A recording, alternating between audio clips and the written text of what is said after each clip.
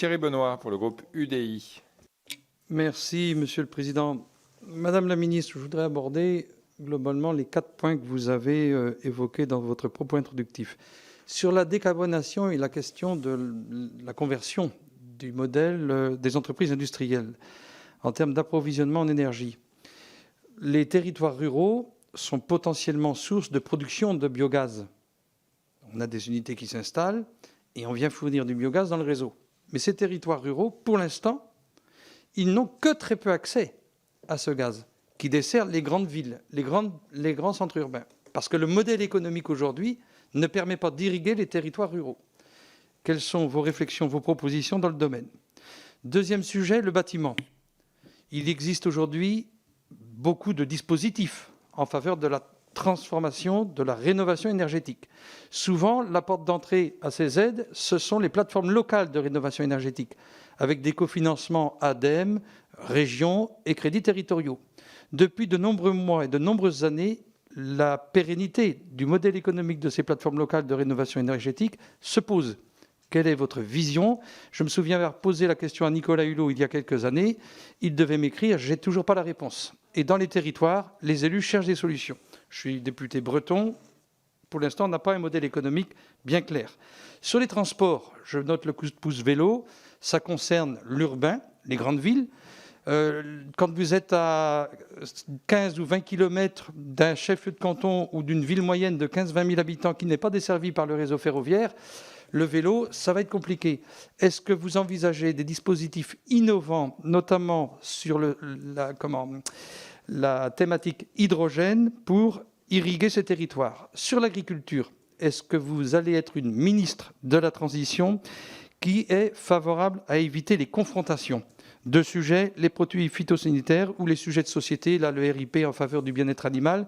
On voit aujourd'hui beaucoup de mutilations sur les chevaux, sur les bovins, et je n'entends ni M. Clément ni L214 s'émouvoir de ces mutilations ou œuvrer en faveur d'un apaisement et d'éviter des confrontations envers le monde rural. Merci. Merci. Que ça à ce stade. Thierry Benoît. Alors, Thierry Benoît, qui a posé 1 million de questions, mais il a raison. Alors, il y avait le biogaz, il y avait la pérennité des plateformes locales de rénovation énergétique, le vélo et l'agriculture. Je les ai, hein. Je les ai.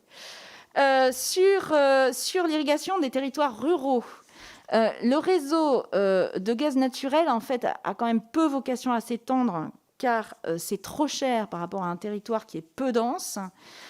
Et donc, aujourd'hui, pour faciliter quand même le développement du biogaz, y compris en zone éloignée, des réseaux, on a un dispositif pour aider à renforcer des réseaux et faciliter le raccordement des méthaniseurs.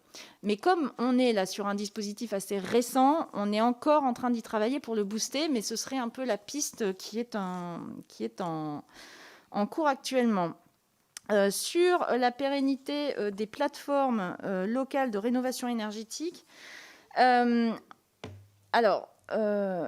on a un programme de C2E qui a été lancé en 2019 de 200 millions d'euros pour financer l'accompagnement de l'information des particuliers. Donc il y a le programme SAR, que vous connaissez, sur le service d'accompagnement à la rénovation énergétique. Et en ce moment, on est en train de faire une contractualisation avec les régions pour essayer surtout aussi de faire en sorte qu'on ait quelque chose de plus uniformisé au niveau du territoire. Moi, ce que je souhaite, et c'est un peu la commande que j'ai faite, c'est que là, on va mettre beaucoup d'argent dans le plan de relance pour aider alors, il y a le bâtiment public, mais là, je parle du privé, pour aider nos concitoyens à pouvoir rénover leurs bâtiments, où on va vouloir en plus faciliter la rénovation globale et pas la rénovation petit bout par petit bout qui n'est pas efficace pour augmenter l'efficacité énergétique des logements. Pour ça, on a besoin que le système soit simple. Donc, c'est pour ça qu'on met tout sur MaPrimeRénov', que la prime rénov', on la met pour tout le monde, que ce sera à partir du 1er janvier 2021, mais que d'ores et déjà, les citoyens peuvent aller, et d'ailleurs, il faut passer le message à tout le monde, vous allez sur maprimerénov.gouv.fr et vous pouvez voir comment vous pouvez bénéficier des aides. Et vous avez un numéro de téléphone aussi, que vous pouvez appeler quand vous n'êtes pas super interneteux, qui est le 0806 800 700, me semble-t-il. Il n'y a personne qui le connaît dans le ministère, ce qui est quand même bien malheureux, mais je suis quasiment sûre de mon coup. Donc 0806 800 700, si c'est pas ça, je vous le redonne. L'idée, c'est vraiment que ce soit facile pour les gens, qu'ils n'aient pas à se poser 15 milliards de questions de où je dois m'adapter. Et puis, j'ai tendance à dire, après l'intendance, c'est à nous de gérer. Voilà, sur vélo. Alors, seulement en ville? Non. Non. Non, mais je récuse.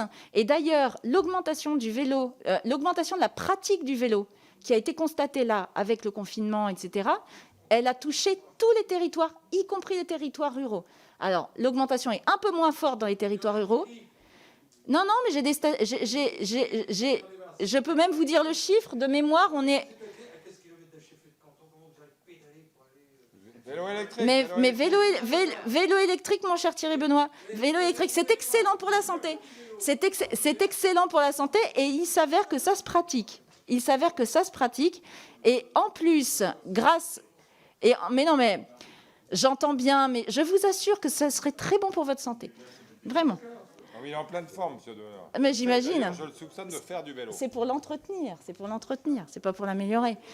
Et d'ailleurs, dans le plan vélo, on va mettre aussi en place des financements pour financer des infrastructures et pas seulement des infrastructures en ville. On a besoin d'avoir des voies vélo sécurisées parce que les voies vélo sécurisées, c'est ce qui permet aussi de passer le cap de prendre son vélo.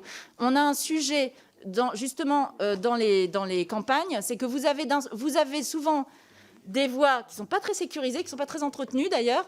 Et puis d'un seul coup, il n'y a plus rien. Et d'un seul coup, ça reprend. Ça, je peux vous dire qu'il n'y a rien de tel pour faire que les gens ne prennent pas leur vélo.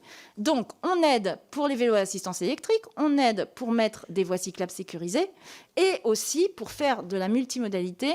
Donc, quand vous n'êtes pas loin d'une gare, etc., on met de l'argent pour que vous puissiez avoir des garages à vélo sécurisés parce que le problème du vol est un autre souci. Je me souviens qu'on en avait beaucoup parlé pendant la loi mobilité. Sur l'agriculture, vous parliez de la confrontation. C'est un de mes chevaux de bataille. Je suis assez atterrée quand je vois d'abord le niveau du débat public sur le sujet. Au lieu d'essayer de mettre tout le monde autour de la table pour trouver des solutions, on considère que le monde est partagé entre les méchants et les gentils, et selon bien évidemment le côté duquel on se trouve, le méchant, c'est l'autre. Donc, j'essaye, moi, de ne pas tomber dans les polémiques, j'essaye de considérer que tout le monde fait de son mieux et qu'il faut plutôt essayer d'aider et de ramener les gens, parce que les conséquences du changement climatique, les conséquences de la perte de biodiversité, qu'on soit gentil ou méchant, on se les prendra tous dans la figure. Et malheureusement, c'est souvent les plus vulnérables qui vont se les prendre en premier. Et notamment des habitants des territoires ruraux, etc. Donc, vous pouvez compter sur moi pour faire en sorte de jamais rentrer dans ces petits débats débiles qui ne font rien avancer et que je trouve même dangereux pour la démocratie. Le débat démocratique, on doit pouvoir ne pas être d'accord sans considérer que l'autre est un traître ou je ne sais quoi.